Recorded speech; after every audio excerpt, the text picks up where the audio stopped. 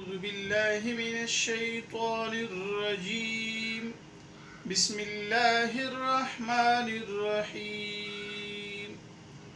آج کے سبق میں حروف کے مخارج کے بارے میں عرض کروں گا کہ حروف کے مخارج کتنے ہیں اور مخرج کسے کہتے ہیں۔ مخرج کہتے ہیں حرف کے نکلنے کی جگہ، حرف کے ادا ہونے کی جگہ۔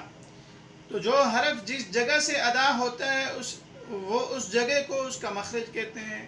کل مخارج جو ہیں وہ 17 ہیں۔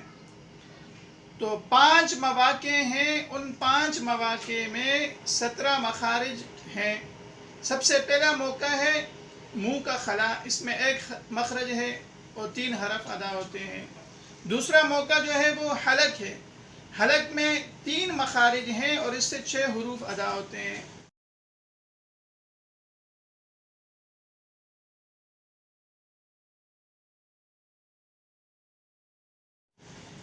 نمبر 3 زبان ہے اور اس میں جو ہے 10 مخارج ہیں، 18 حروف ادا ہوتے ہیں اس سے۔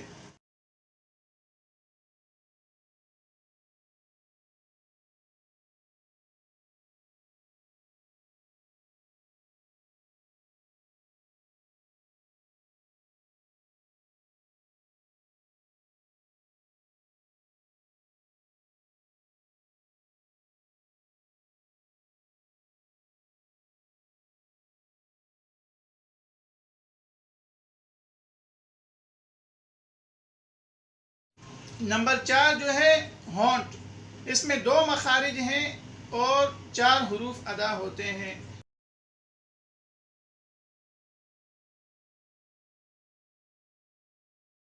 نمبر 5 خیشوم یعنی ناک کا بانسا، اس سے 2 حرف ادا ہوتے ہیں، نون اور میم بحالت غنہ۔